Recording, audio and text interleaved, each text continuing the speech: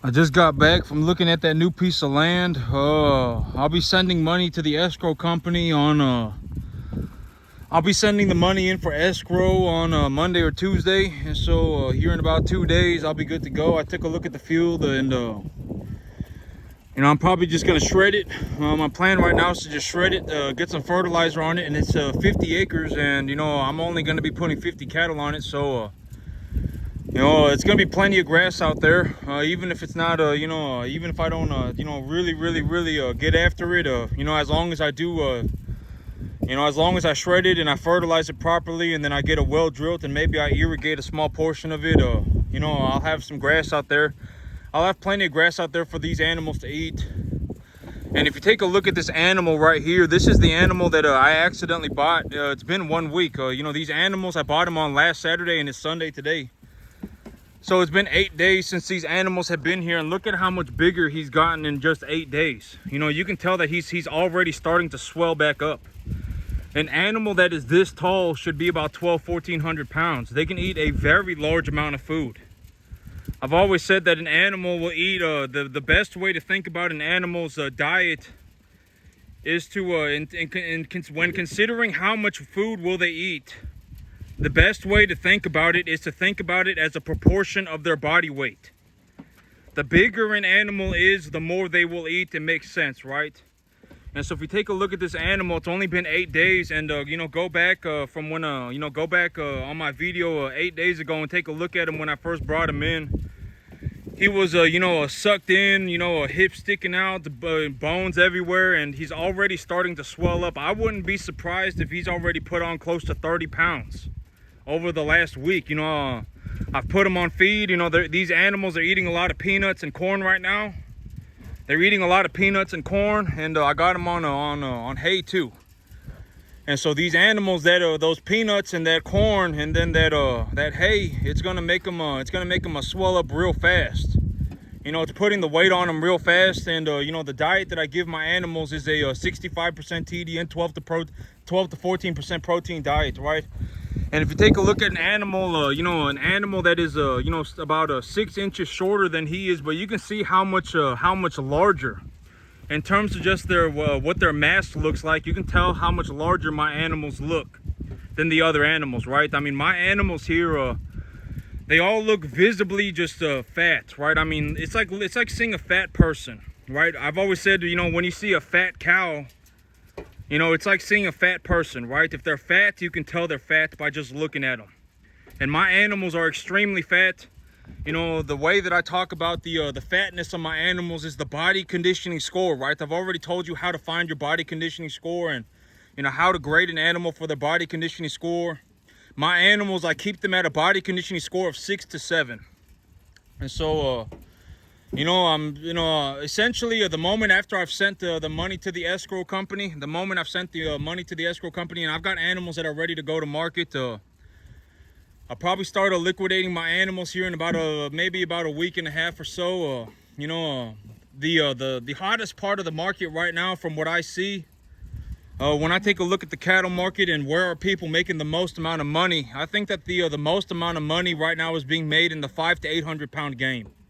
What you're looking at right now, this is what is making the most amount of money right now, because with grain prices being so low, and grain prices having gone sideways for 4 or 5 months, the gap between the lighter weight calves and the heavier weight animals is starting to shrink, and grain is very cheap. The 5 to 800 pound animals, if somebody brings home a bunch of 500 pound animals, feeds them on a commodity grain, and then just feeds them on a commodity grain, you can make money on that right now. You can make a lot of money on that right now. And so when I take a look at at a certain certain segments of the cattle business, the 500 to 800 pound animal game right now is probably the most it's probably where the most capitalization is happening. If you have a large feedlot, if you have 70,000 animals, right? If you're in a situation where you have 70,000 animals, stuff like that, those are the people making the large amounts of money right now. But me, the reason that I set up my business the way that I do, the reason that I set up my business the way that I do, it's like, why do I buy into the cattle market every 2 weeks under any circumstance? You know, I buy into the cattle market every 2 weeks, and I grow my own grass. I don't use a lot of machinery. And the reason for that is essentially, and then, I take the feeder cattle number, I take 10% deduction, and then I cut that number in half. And that's the number that I utilize in terms of my budget, in terms of what am I going to spend per animal? What am I going to invest per animal? You know, why do I do things like that, right? The whole reason that I've set up my business like that is essentially to take a calf from 200 to 800 pounds under any market conditions. You know, when I go in and when I'm purchasing my new field, why am I purchasing this new field where it's at? And, you know, what are some of the big reasons why I am purchasing this field? You know, the field is a reasonable, it's a reasonable deal at a reasonable price. And there's also a lot of groundwater, right? You know, I've taken a look at the groundwater map, and I took a look at the local area, and it's like within a 10-mile circle of that farm that I'm buying. You know, there are five registered wells within a 10-mile radius of the property that I'm buying, and every one of the wells are drilled at between 26 and 41 feet. And so the groundwater is very close to the surface of the land, and you know, the pH of the soil is at about is at a 7.0.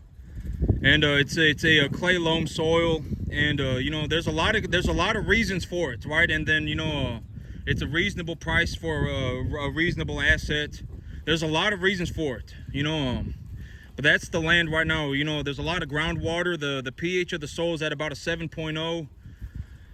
You know, it's a reasonable asset at a reasonable price. It's something that I can do, you know.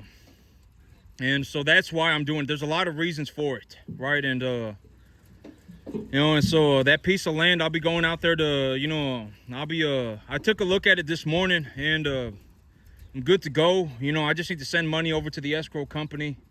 I just need to send the money over for escrow. Excuse me, I don't know if it's called an escrow company.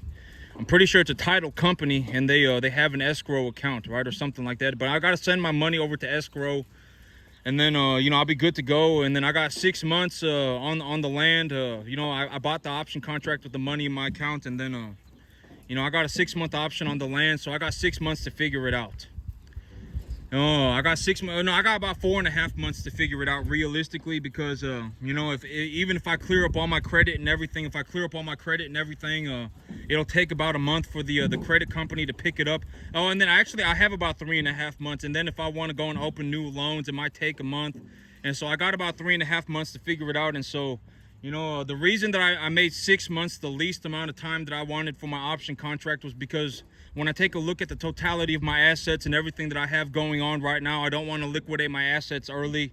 You know, I'm in a portion of the cattle market, like even right now, I'm making a drastic amount of money. And it's very easy. Well, it's not as easy as if I was growing grass. And when I say easy, I'm saying from my perspective, right? I've already said this 20 times, you know, I can legitimately drop somebody off in the easiest cattle market known to man, in the easiest cattle conditions ever seen, ever in the history of the planet, and a majority of people will still fail, right? I could legitimately go in and, you know, put you in Central Texas, right? I can legitimately go and put you in Central Texas. You could say that you want to be a farmer, or anybody could say they want to be a farmer. I could grab that person, bring them to Central Texas, and they would still fail in the cattle business. They would still fail. I would legitimately bet 10 to 1. They would still fail. The easiest cattle market known to man. Land is dirt cheap. And, you know, and legitimately the commodity markets are set to make money in the feeder cattle market, and a majority of people will still fail. I would legitimately bet 10 to 1. A majority of people would still fail. They would enter some life and death battle. They would self-sabotage, you know, turn into a tard. They would fail. I would legitimately bet 10 to 1 odds. The easiest cattle market known to man. Somebody says, oh man, I want to be a farmer, I want to run cattle. I can legitimately put you exactly where I am, and you would fail immediately. I would bet 10 to 1. The easiest cattle market known in the history of the cattle market. It could be the easiest cattle market ever seen. You know, 20,000 cattle being auctioned within a 1.5 hour circle of me. Every single week there are 20,000 cattle being sold, you know, auctioned every single week, except for like 3 weeks out of the year. You know, if I drive in a 1.5 hour circle, there's legitimately like 20,000 cattle that get auctioned every single week. You know, people pay like $6,000-$7,000 an acre. You know, if you start looking for a 30, 40, 50 acre piece of land, you can buy a 30 acre piece of land right now for about $210,000. You know, and if you take a loan for $210,000, that's not even like $1,500 a month. I mean, legitimately the easiest circumstances known to man. And a majority of people will still fail. I can almost guarantee, like even right now, like you see me and you see me doing what I'm doing and I'm making a ballistic amount of money and I'm doing very well for myself. A majority of people are still failing. I can almost guarantee it.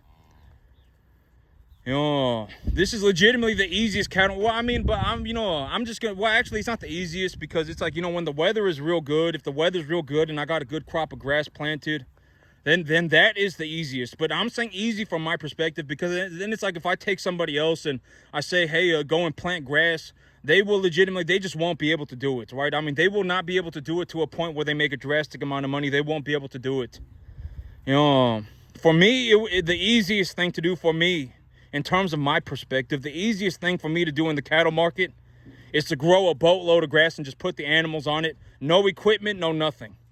Just legitimately, I just grow the grass and then I put the animals on it. And when I do that, that is personally the easiest thing for me. Because even right now, it's like, I got to call the broker, and then I got to buy the grain, and then I got to go and source hay, and then I got to feed them twice a day by hand. And, it's easier for me personally. It is easier, if I just grow the grass for them and then have them eat the grass.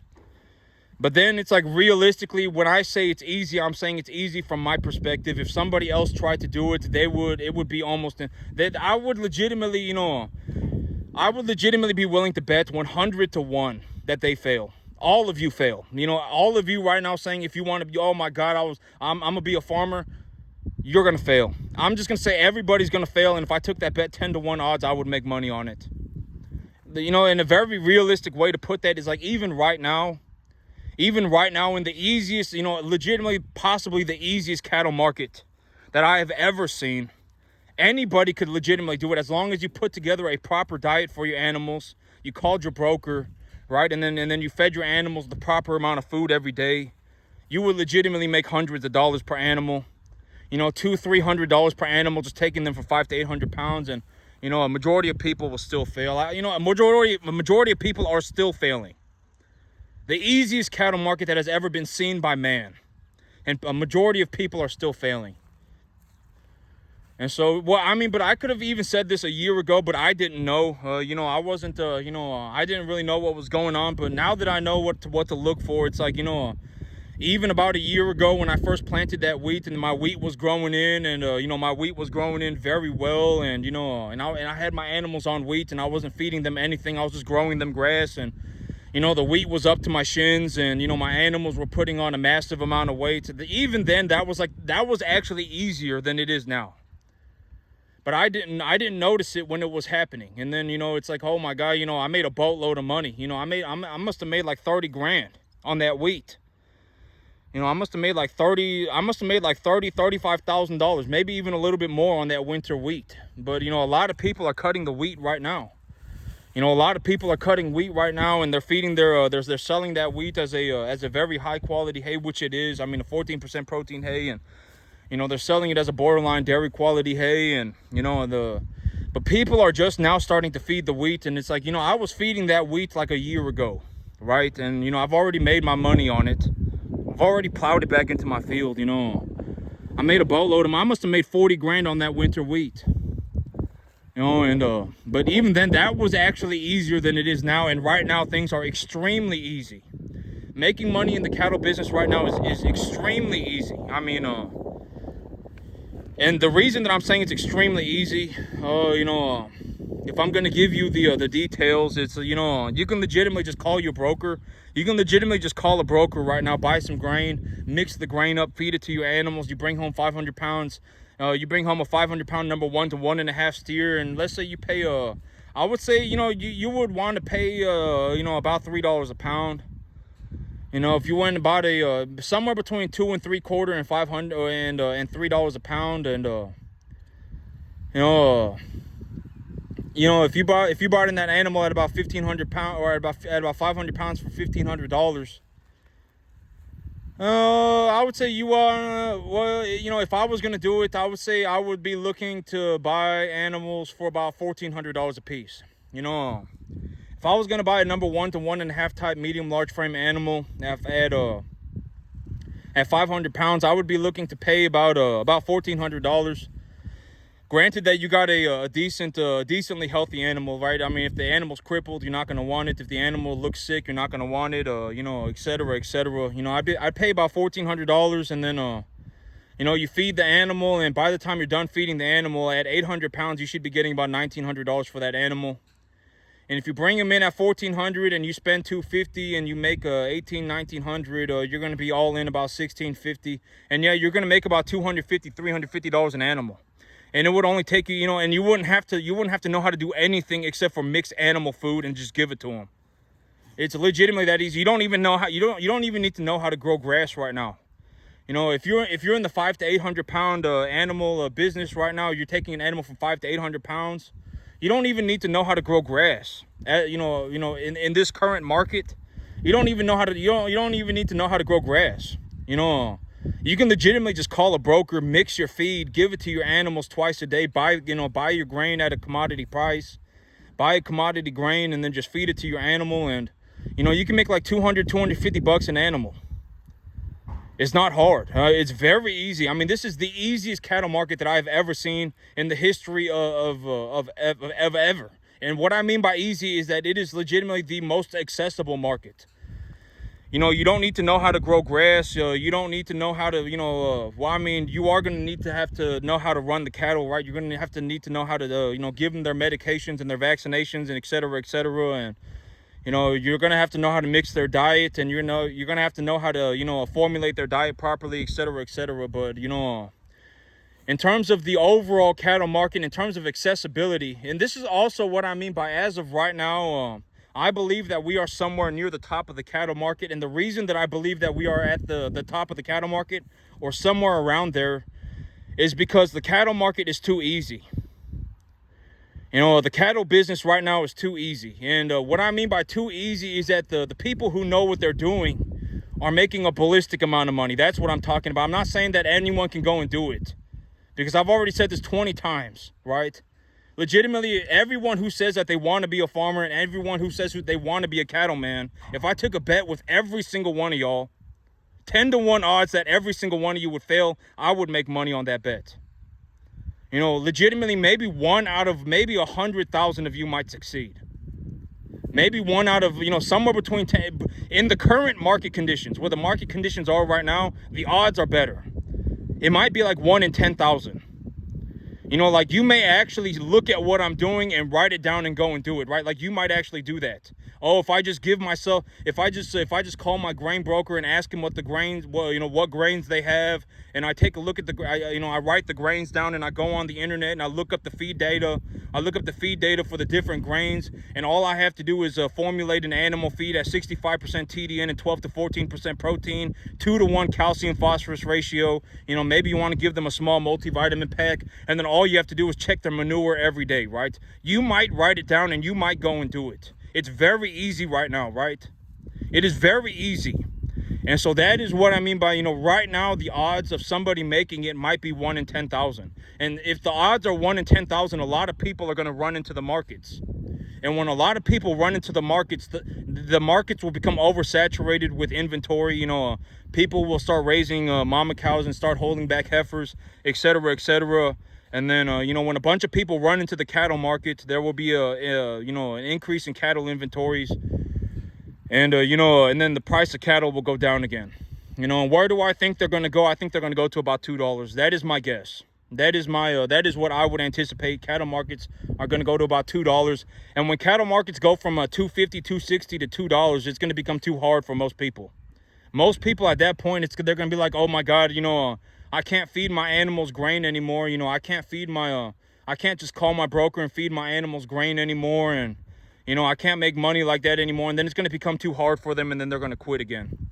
And then the cycle continues on and on. When things get easy, a lot of people run in. When a lot of people run in, the prices go down. The market becomes more saturated, and there's more cattle, and the prices go down. And when the prices go down, people start having difficulty. And anytime you introduce difficulty into anything, difficulty is almost, I've already said this 20 times, but difficulty is almost always the reason why people quit. If you make things 10% harder, 90% of people will quit every single time. So if you make things 10% harder, 90% of people quit. If you make things 10% harder from that point on, another 90% of the 10% that stayed quit. And then if you make things 10% harder, another 90% quit. And then by the time it's like, it's like the difficulty is pretty extreme. You only, you have one, like in a situation like capitalism, you only have 1 out of like 1 million or 1 out of 10 million people that genuinely make it. That's the reason why people don't get to be extremely wealthy, is because it's like, if you wanted to start if you wanted to do what rich people do, right? I mean, you wanted to open up factories, and you wanted to open up hospitals, and, you wanted to open up research institutions, and you wanted to open up that 100,000 cattle feed yard. The reason people don't do it is because the difficulty is extremely high. Right? Like if you took an average person and you said, you're going to be responsible for opening up a research institution, do you think that they're going to be able to do it? No, the difficulty is too high. If you take an average person and say, hey, you want to run, you're going to be responsible for running 200 cattle. Do you think that they're going to do it? No. Why? Because the difficulty is too high. If you take the average person and you say, and if you find somebody that can run 200 cattle, and then you say, now you're not going to run 200 cattle, you're going to run 500 cattle. The people that qualified for the 200 cattle are not going to qualify for the 500 cattle. A lot of people will quit. A lot of people will get kicked out, right? And then so on and so forth. And by the time you get to the point where it's like you have one guy running like 50,000 cattle by himself, the difficulty is usually too high for anybody else to do it. That is why they're doing it, right? And that's why they're making the big bucks. And so right now, the feeder cattle market is very easy. Very easy, and what I mean by easy, it is the most accessible. Like if I were gonna say the cattle business, if I took every person who says that they want to be a cattleman, I found 50,000 people at random, and everyone says, I want to be a cattleman, I want to be a farmer, I want to be a cattleman, and I put everybody together, and I took a bet with every single one of those people that you're gonna fail. You're going to fail. Just flat out fail. Legitimately 100 to 1. I would make money on that bet. That is how difficult, a lot of people don't understand. Difficulty is usually the reason why people quit. The moment you make things a little bit harder, almost everybody quits. The moment you make things a little bit harder from that point on, everyone that was doing it quits again.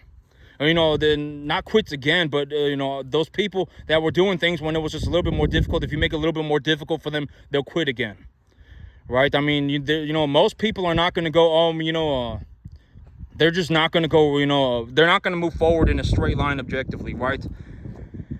And,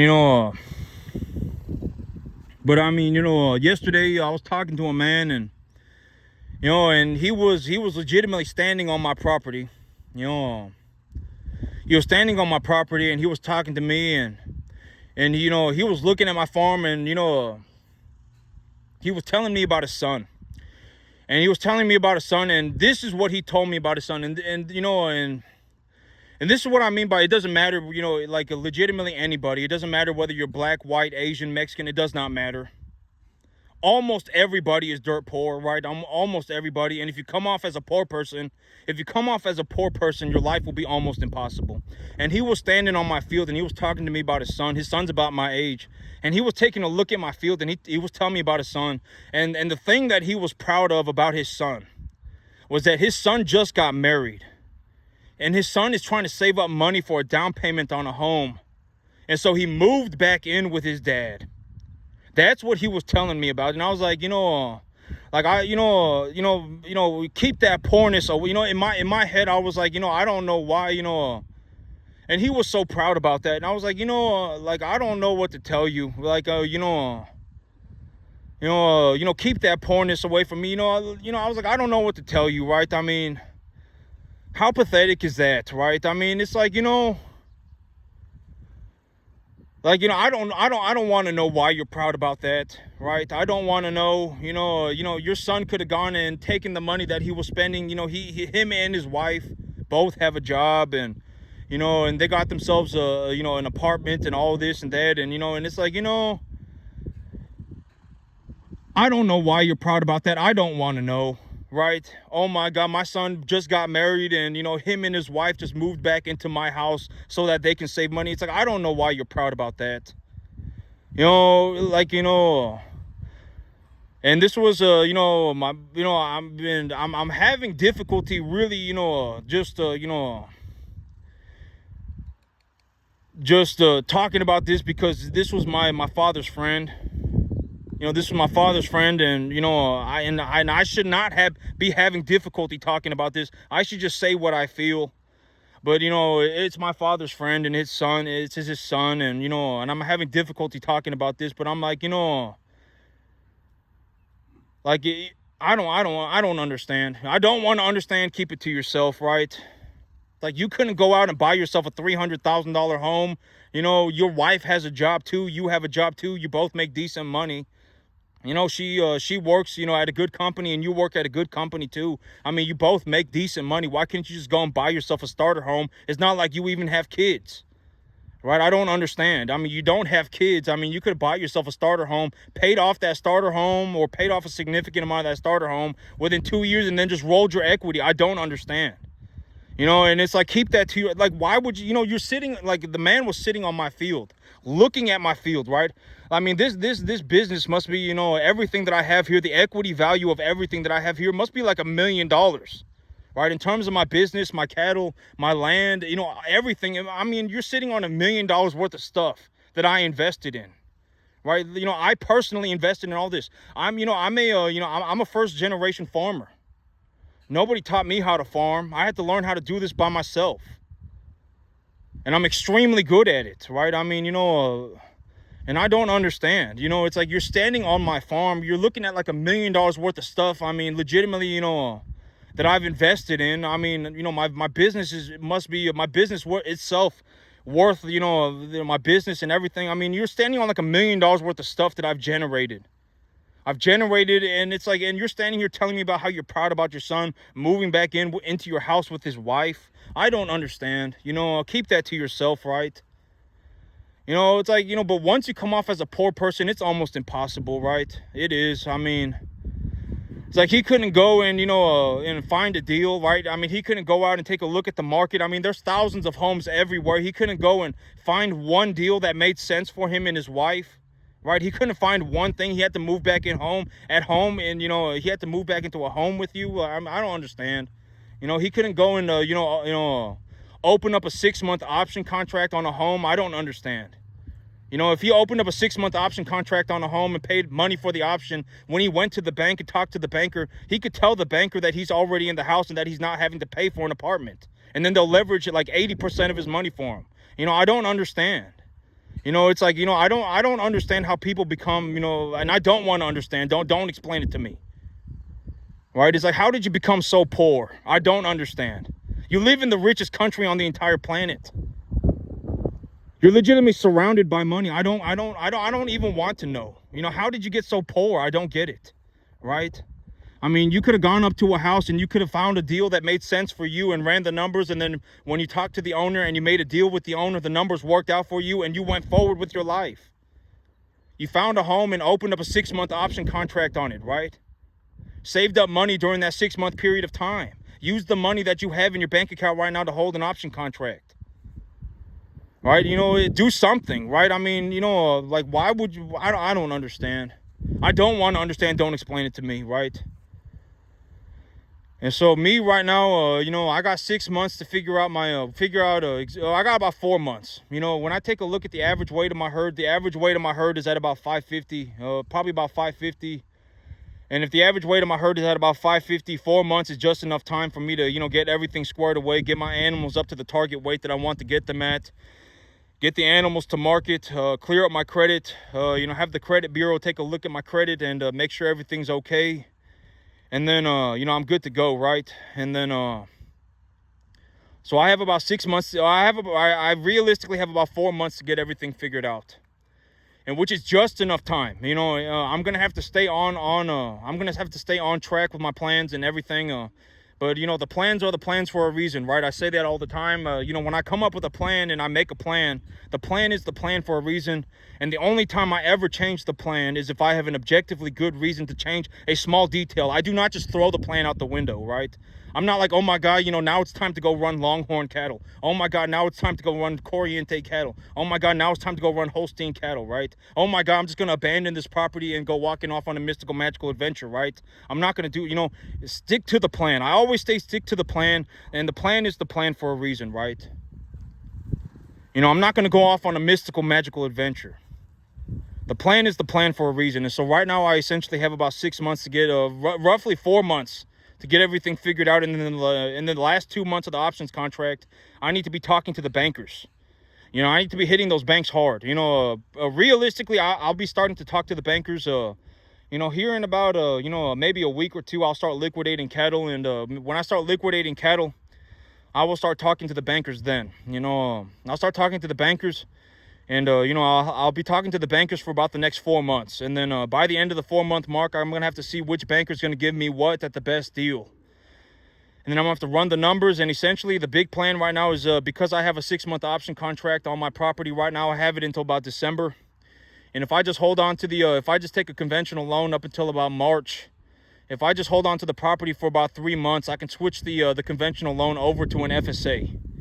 And if I switch the conventional loan over to an FSA, I have a 0% down payment, and I have about a 4.5% to 5% interest rate, essentially on a 40-year term. And essentially, I'll be paying about $1,500 a month for my new 50-acre field.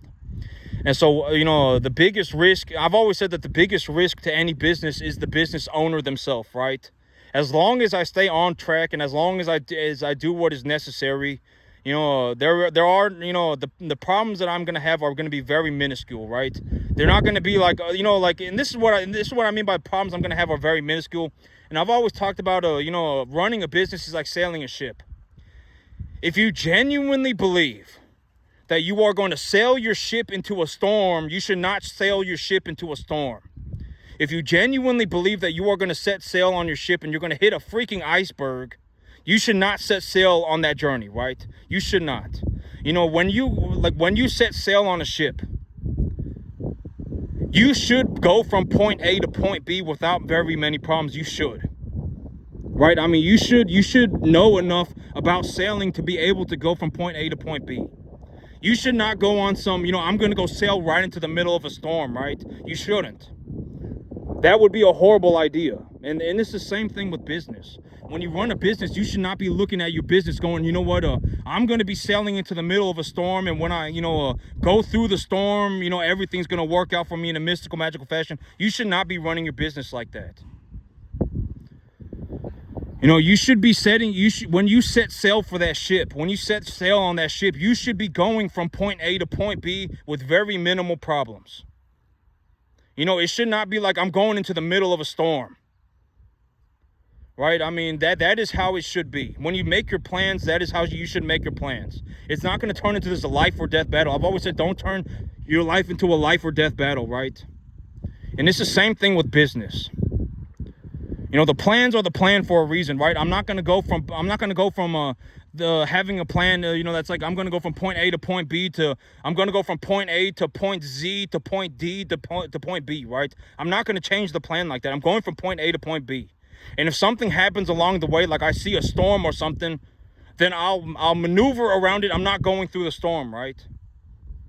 That's it. I mean, it's not like this, it shouldn't be this, you know, it shouldn't be this, oh my God, you know, nothing works out for me. You know, I'm going to set sail on the ship and go straight into a storm. It should not be like that. You know, and most people should not be trying to, you know, it takes a lot of know-how and everything too. And so there's nothing wrong with just working a job and living a middle-class life. There's nothing wrong with that. All right. And so I got this new plan. I got this new property. You know, I took a look at it this morning. I'm sending money over to the escrow on Monday or Tuesday. And then starting next week, you know, I'll be good to go. You know, here in about 2 or 3 weeks, I got animals that are ready to go to market. I'm going to start liquidating portions of my herd. And then that's the big plan right now. The reason that I'm buying my field, the reason that I'm buying a new field, is essentially I'm looking for a field of grass. That at the end of the day, that's what I'm looking for. If I have a field of grass, if I get put on a field and it's just a grass, you know, if I plant grass and I grow grass on it, you know, and I took a look at the field, and the soil classification for cropland is 2E minus. And so this is something that's good to understand too. If your field is a soil classification of 1 or 2, it's pretty easy to grow just about anything you want on it. You know, I haven't personally, I have seen a field that was a soil classification 3 that was good at growing Bermuda grass, but it was also very sandy. And so, you know, I would think that the field lost water very quickly. But if you go on Soil Web and you look up the soil data for your, you know, you go and find the GPS location of your field. You copy and paste that GPS location onto the Soil Web map, and you look up the GPS location of your field. It will tell you your soil data. The data for your, you know, it will legitimately just list out your soil data. Your soil is this percent clay, is this percent sand. Your soil is this pH at 15 centimeters. It is this pH at 35 centimeters. It is this pH at 75 centimeters. The gypsum concentration is this. The soil the soil crop classification is this. It is a 2E minus. It is a 1 whatever, right? It is a 2E. It's a 2E minus. It's a 3. It's a whatever, right? It's a whatever it may be. It will be all. It's all on the internet for free. If you just get up on the internet, if you just get on the internet and look it up, it's all there for free. And personally, in my entire life, from all of the soil that I have looked at, like when I get on that website and I look up the GPS location for different soils that I'm on, I've only ever seen one field at a 3. Every other field that I've looked at was at either a 1 or a soil classification of a 1 or a 2. And so if it's a 1 or a 2, chances are you can grow about just about whatever you want on that field. And if your soil pH is at about a 7, you're good to go. You know, if your soil pH is under a 6.5, you're probably going to have to consider, you know, dolomite liming your land pretty frequently. On top of your fertilizer application, I've already said this. And if your soil pH is over 7.5, you're probably going to have to apply, you know, more sulfur and nitrogen possibly. But roughly all fields need a little bit extra nitrogen. Almost every field does. If it's just a raw piece of land, almost every piece of land needs nitrogen somewhat. You know, 90% or more of properties probably need nitrogen. And so, you know, and a very good way to put it is that this field right here that I'm on right now is also a soil classification number 2. You know, the soil crop identification, land identification is at a 2. And so I was looking up I was looking up how does the new field compare to my old field, and they're almost identical. You know, the pH difference is about a 0.4. You know, that soil over there is also a clay loam. It's almost identical. The soil that I have here and the soil that I have over there is almost identical. And there's a lot of groundwater under the field too. And when I looked up a groundwater map for my new field, you know, there were 5 registered wells within a 10-mile radius of the new field. And all of the wells were drilled at 26 to 46 feet. So the water, there's a lot of water, and the water is very close to the surface of the ground. And so, you know, I'm good to go. You know, I took a look at the information. I collected objectively correct information. I took a look at the field. It's at a reasonable price. And, you know, and I'm doing real good in the cattle business right now. I need to take, you know, all these animals. If I had a field of grass, all of these animals could go on grass. And if these animals went on grass and they just ate the grass, I didn't bale it or anything, I just put them on the grass and let them eat it, it would be dirt cheap. I legitimately pay about $15 a month per animal to put them on grass. On very high quality grass, you know, I pay about $15 an animal per month. It's about 5 times cheaper for me to feed grass than it is to put them even on cheap grain. Even if I buy grain at like 5-year lows, you know, even if I buy grain at like a 5-year low, even if, you know, even if corn is selling for $5.25 here in Texas, $5.25 delivered, a bushel is very cheap. Even if I get it for that price, it's still like 75% cheaper for me to just put my animals on grass. I legitimately spend 20% as much money. And so that's the big reason for why am I buying this new field? And why did I structure the deal the way that I did? Why did I put a 6-month option contract on it, right? Why did I structure the deal the way that I did? Why am I doing things this way? And I've already given you the fine details on why I'm doing everything, the exact reason why. Right? If I have a 6-month option contract and my animals are at an average weight of about 550 and I have 1 to 1.5 time medium large frame animals, here in about 3 months, about half or more of my animals are going to be ready to go to market. At market weight, at target weight for me to make the margin that I am anticipating. Right?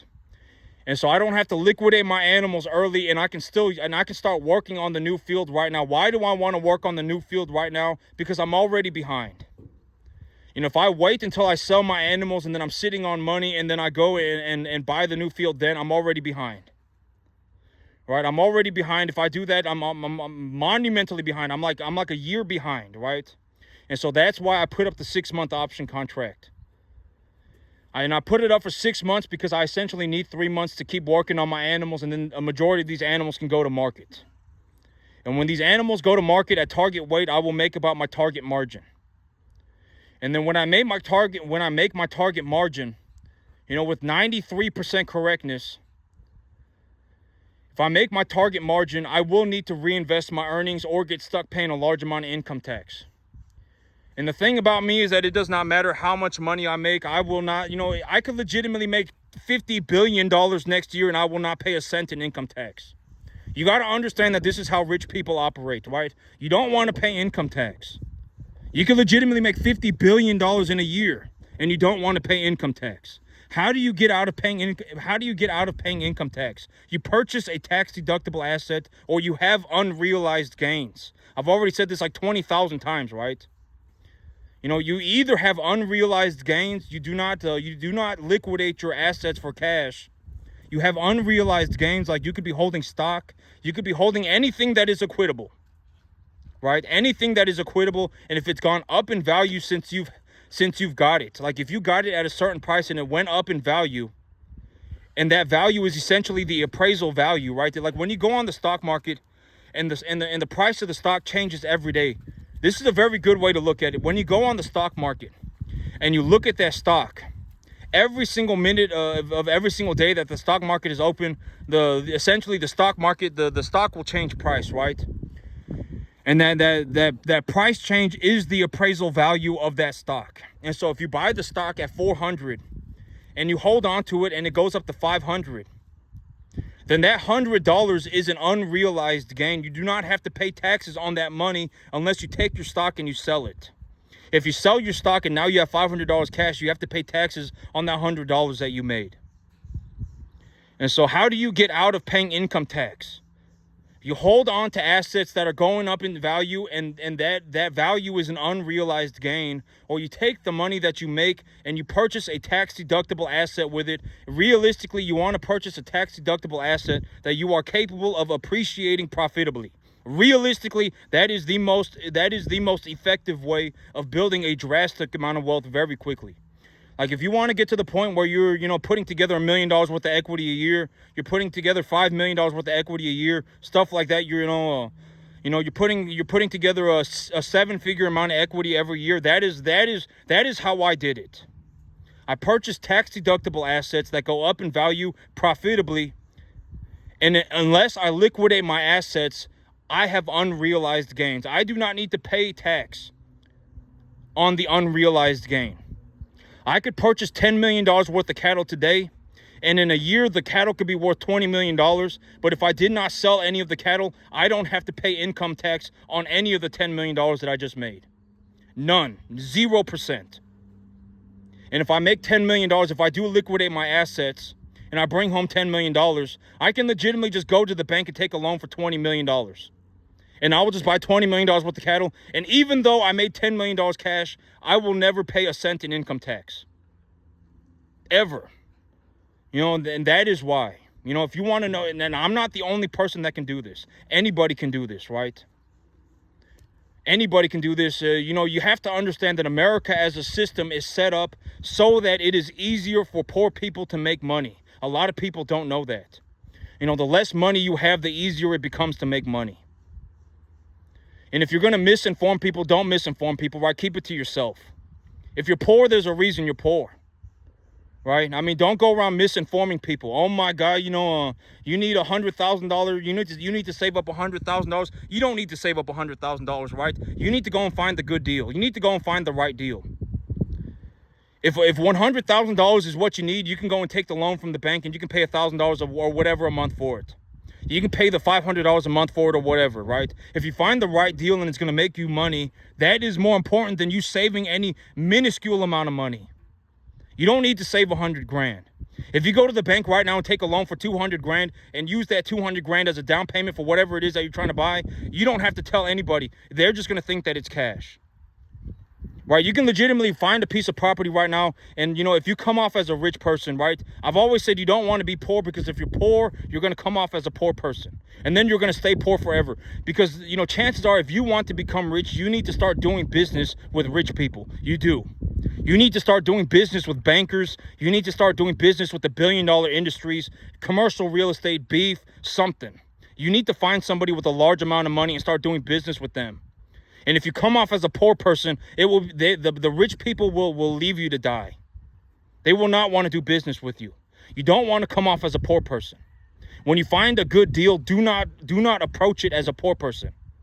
Right? Approach it as a rich person. I am taking a look at your asset, and when I run the numbers, you don't even have to tell them that you run the numbers. You just start working a deal with them. Either work on the terms or the price, right? And when you start communicating like a rich person, the rich person will pick up on it. Oh, this is the person that I should be doing business with. They're asking me for a seller finance. They're asking me for a seller finance, and they're offering me a 20% down payment, but they want they're offering me a 20% down payment at listing price, but they want better terms, right?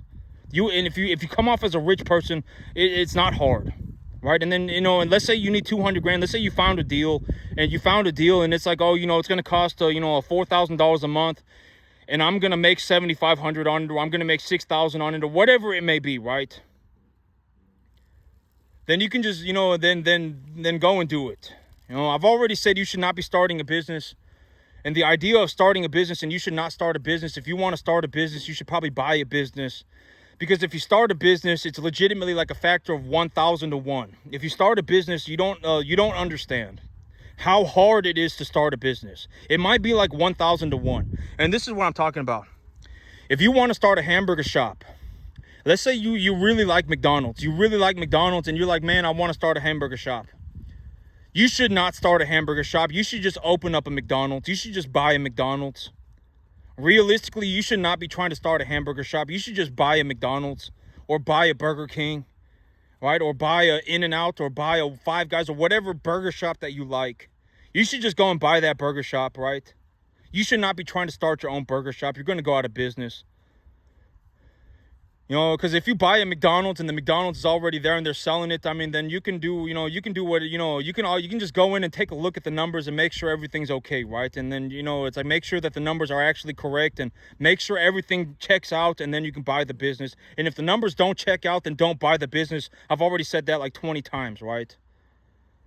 You know, make sure the numbers work. Always make sure the numbers work, right? You know, and don't get into something because somebody tells you it's a good idea.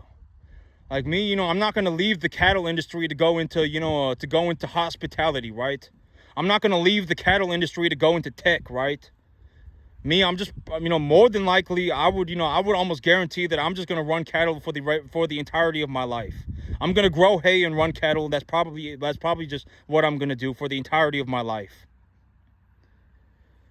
Oh, don't get into something that you don't understand. Oh. But, you should not be trying to start your own business. And that's the best way. That's the easiest way for me to put it. If you really like a hamburger shop, don't start a hamburger shop. Just buy a McDonald's that already exists. Buy a Chick-fil-A, buy a Burger King, or whatever it may be. Right? And so, but, a lot of you don't understand. A lot of people in general do not understand that there are legitimately people out there that will give you a loan for $1 million right now for $5,000 a month. Like, a lot of poor people, you don't understand that. A lot of people in general don't understand that because you're poor. There are legitimately people out there with so much money that they will legitimately a banker is a very good example. $1 trillion business, the banks. They will legitimately lend you $1 million right now for $5,000 a month, and you won't even need to talk to the CEO or the branch manager. You will legitimately just talk to the person that they have typing stuff into the computer. That's all you will ever meet at the bank, and they will legitimately lend you $1 million right now. There are people with that much money. And if you come off as a rich person, it is easier to do business with these people. And you got to understand, you only need to find a way to do one deal to make yourself a massive amount of money. Not a massive amount of money, but, enough money for you to get by, to live comfortably. You got to understand that there are people like that out there. And, a lot of people don't understand that. There are genuinely people out there that will lend you $1 million right now for $5,000 a month. If you genuinely believe that you have an idea that is so good, that if you just had the money, you can make money on it, you can genuinely borrow $1 million right now. You can go to the bank and take a loan for $1 million right now, and it wouldn't even cost you $5,000 a month. If you genuinely believe that you have that good of an idea, right? A lot of people don't understand that. Like me, I'm buying this new piece of land, and I got 6 months on it for free. Essentially, I just used the money in my bank account to open up an option contract on it, etc., etc. And and it's like, even if I took a loan for $350,000 from the bank, and it's like, if I took the money that I was making on the property and then leverage that money, it's like, the loan would be like $1,500 a month.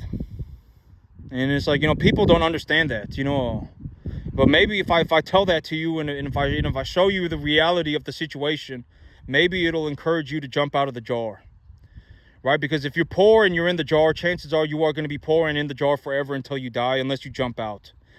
And that's one of my big things, is that I'm going to encourage people to jump out of the jar. You need to get out of the jar. You need to go out into the world and look for a good deal. Find a good deal, make sure the numbers work for you, and take it. Legitimately jump on it like a freaking, a bloodthirsty wolf dog, right? I mean, jump on that thing, right? And negotiate the deal. Find a good deal, negotiate it, and then make it work for you, and then take it. Don't self-sabotage yourself, right? Don't even worry about anything else. If the numbers work out, then the numbers work out. That's it. You don't have to worry about anything else. Make sure the numbers work, and that's it. Well, that's it for me today, YouTube. Y'all have a good one.